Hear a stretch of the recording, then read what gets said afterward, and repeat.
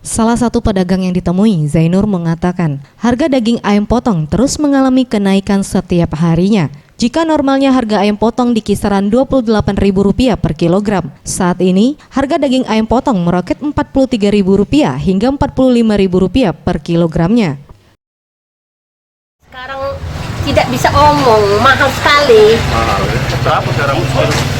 Sekarang 43, 45. 43, 45. Sejak kapan naik itu?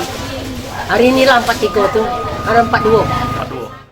Hal yang sama juga dikatakan Sundari. Kenaikan harga ayam potong lebih dari 50% ini berpengaruh pada penjualan. Jika biasanya ia menjual hingga 100 kg dalam sehari, kini hanya 50 kg saja.